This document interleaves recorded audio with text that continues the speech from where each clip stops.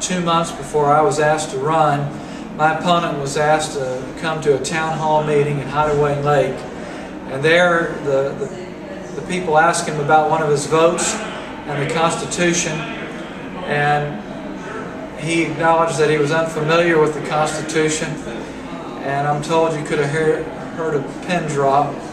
And the people then asked him about the 10th Amendment, and he indicated he didn't know which one it was. So by the end of the meeting, things got so hot with these 70 and 80-year-olds, he just raised up his hands and said, if you don't like the job I'm doing, fire me. And so that's really what they sought to do. And about 2 months later, through a series of providences, I was asked to run, and it was several weeks later that I just learned about this. But the issue that won my race really was the Constitution. It was compared to be a David and Goliath-like battle.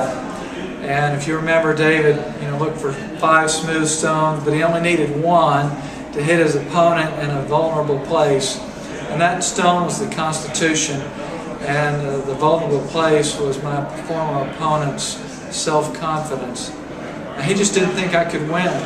But times have changed, so much so that at the Kilgore Cafe, the Circle Cafe in Kilgore, Texas, my opponent came in and he was talking to some old-timers, and he said, my opponent, speaking of me, believes in the Constitution. I want you to believe in me. I will give you anything you want. And the old-timers didn't buy that anymore. And I won the race because there's been a great paradigm shift. And people realize that we run out of everybody else's money, and we're all fighting for each other's money when we elect politicians that just take more and more from us. Jefferson says the Constitution is to be chains that bind down our elected officials from mischief.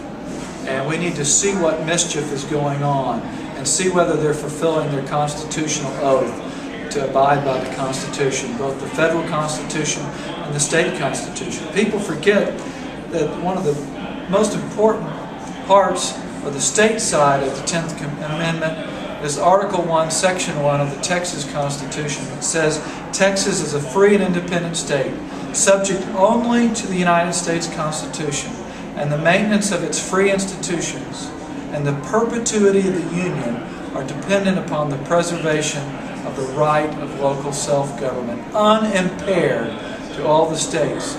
So, elected officials that are impairing our freedom, impairing our free institutions, need to be voted out. And we need to put people in who understand the Constitution. Limited government. Government's way too big. We should have more individual responsibility. Then family government. And the least of all government should be civil government. We need to return government to its proper role of protecting life, liberty, and property. And if they get outside of those bounds, we need to find other people to serve.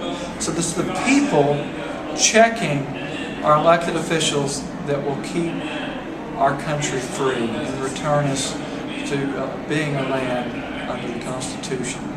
Well, at Texas GOP Vote, we'd like to thank you for having the courage to stand up to your constitutional convictions and really put yourself on the line. There's a lot of risk at doing that, and a lot of people are nervous or concerned about doing something like that, and we want to recognize you for having the courage to stand up and do what you believe is the right thing to do. And